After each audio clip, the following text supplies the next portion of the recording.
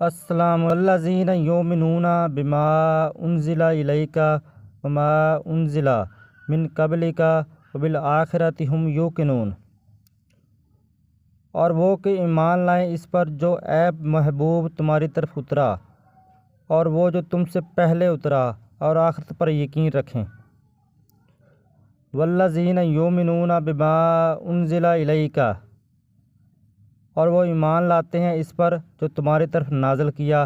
اس آیت میں اہل کتاب کے وہ مومنین مراد ہیں جو اپنی کتاب پر اور تمام پچھلی آسمانی کتابوں پر اور انبیاء علیہ السلام پر نازل ہونے والی وحیوں پر ایمان لائے اور قرآن پاک پر بھی ایمان لائے۔ اس آیت میں ما انزل الیک سے تمام قرآن پاک اور پوری شریعت مراد ہے۔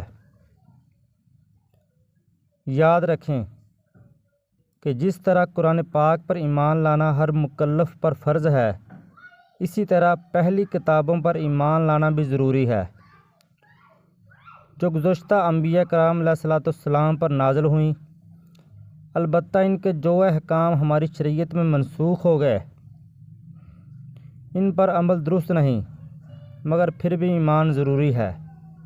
مثلاً پچھلی کئی شریعتوں میں بیت المقدس قبلہ تھا، لہٰذا اس پر ایمان لانا تو ہمارے لیے ضروری ہے، مگر عمل یعنی نماز میں بیت المقدس کی طرف منہ کرنا جائز نہیں، یہ حکم منسوخ ہو چکا۔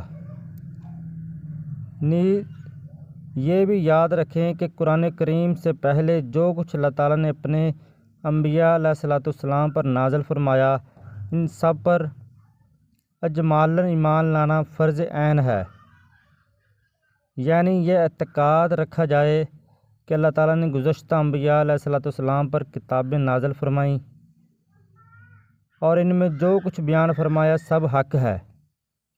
قرآن شریف پر یوں ایمان رکھنا فرض ہے کہ ہمارے پاس جو موجود ہے اس کا ایک ایک لفظ اللہ تعالیٰ کی طرف سے ہے اور برحق ہے، بقیہ تفصیلاً جاننا فرض کفایہ ہے۔ عوام پر اس کی تفصیلات کا علم حاصل کرنا فرض نہیں، جبکہ علماء موجود ہوں جنہوں نے یہ علم حاصل کر لیا ہو۔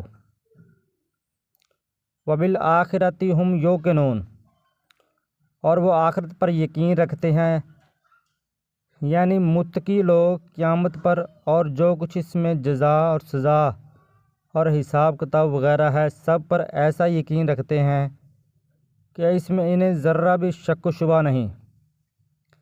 اس میں اس بات کی طرف اشارہ بھی ہے کہ یہودیوں اور عیسائیوں کا آخرت کے متعلق عقیدہ درست نہیں۔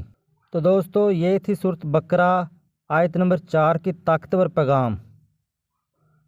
اگر ہم قرآن پر ایمان لائیں، پچھلی کتابوں کو مانیں اور آخرت پر یقین رکھیں تو ہم حقیقی مومن بن سکتے ہیں۔ اگلی ویڈیو میں ملیں گے اس سے اگلی آیت کی تفسیر کے ساتھ۔ اللہ حافظ۔